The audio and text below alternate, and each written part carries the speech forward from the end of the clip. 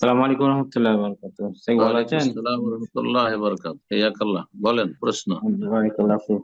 শেখ আমি সৌদি আরব রানিয়া থেকে বলছি। যে বলেন। আমাদের শেখ এই ঈদের নামাজ পড়ার পরেই যে অনেকেই কোলাকুলি করে এবং ঈদ মোবারক দেয়। তো আমাদের তো যে দোয়াটা এসছে তাকাব্বুল আল্লাহ মিন্না ওয়া মিনকুম সালেহ আমল, এটা তো বলা যায়, কিন্তু যে ঈদ মোবারক বলা যাবে কিনা এবং কোলাকুলি করা যাবে কিনা এই সম্পর্কে বলবেন স্যার। কোলাকুলি করা ঠিক নয়।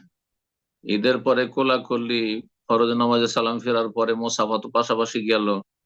হ্যাঁ, এই সবগুলি ঠিক নয়। এগুলো নবী সাল্লাল্লাহু আলাইহি ওয়াসাল্লাম সাহাবায়ে কেরামদের আমলের খেলাফ, আমল সুন্নতের খেলাফ কাজ। অনেক ওলামায়ে বেদাত বলেছে, সুতরাং এটা ঠিক নয়। বাকি তাকাব্বাল আল্লাহ মিন, আল্লাহ আমাদের কবুল করুন, এটা যদি বলে তো সালাফরা সাহাবারা একে অপরকে বলতেন।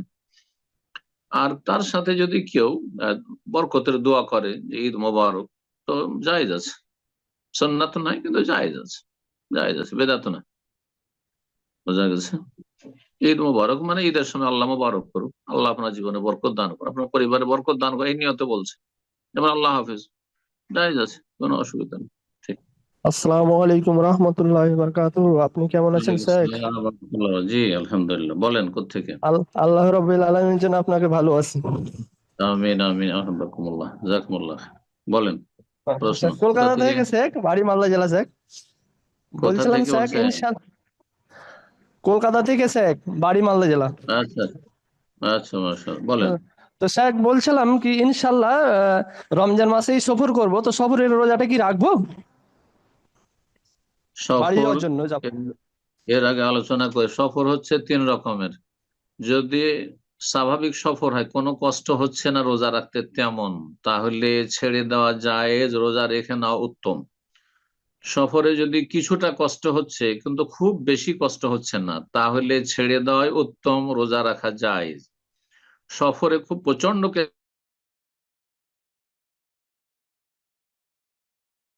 গুনহার কাজ, নবী সাল্লাল্লাহু আলাইহি ওয়াসাল্লাম সেই ক্ষেত্রে বলেছে। আচ্ছা জি, আপনার লাস্টের কথাটুকু অস্পষ্ট কেটে গেছিল, আবার একটু রিপিট করতেন। সফর তিন ভাগে বিভক্ত, ফুকাহারা বলেছেন। এক হচ্ছে সফরে রোজা রাখতে কোনো কষ্ট তেমন নেই, হালকা সামান্য কষ্ট এমনি হয়, তাহলে রোজা রাখা ভালো, ছেড়ে দেওয়া জায়েজ, এমনি নর্মাল সফরে। আর যদি কষ্ট একটু হচ্ছে, কিন্তু খুব প্রচন্ড কষ্ট নয়, কষ্ট একটু হচ্ছে রোজা রাখলে, তাহলে ছেড়ে দেওয়াই উত্তম, আর রোজা রাখলে জায়েজ। আর প্রচন্ড কষ্ট হচ্ছে রোজা রাখতে গিয়ে সফরের কারণে বা অসুস্থতার কারণে, তারপরে কেউ যদি রোজা রাখে তো না, জায়েজ, জায়েজ না। সে নিজেকে কষ্ট দিল, এবং নবী সাল্লাল্লাহু আলাইহি ওয়াসাল্লাম তাদেরকে নাফরমান, উলাইকা ওসা, ওরা হচ্ছে নাফরমান, এ কথা বলেছেন রাসূলুল্লাহ সাল্লাল্লাহু আলাইহি ওয়াসাল্লাম। এবং এই ক্ষেত্রে আরেকটি হাদিস, লাইসা মিনাল বিররি আস-সিয়ামু ফিস সফর, সফরে রোজা রাখা নেকির কাজ নয়। কার জন্য নেকির কাজ নয়? যার রোজা রাখলে প্রচন্ড কষ্ট হয়, মরমর অবস্থা, পিপাসায় বড়ই মুশকিল, চলতে ফিরতে পারছে না, তাহলে অবশ্যই রোজা ছেড়ে দেন। জি। আপনার সফর যদি স্বাভাবিক সফর হয় আর রোজা রাখতে কোনো কষ্ট হয় না, তাহলে উত্তম হচ্ছে রোজা রেখে নেওয়া।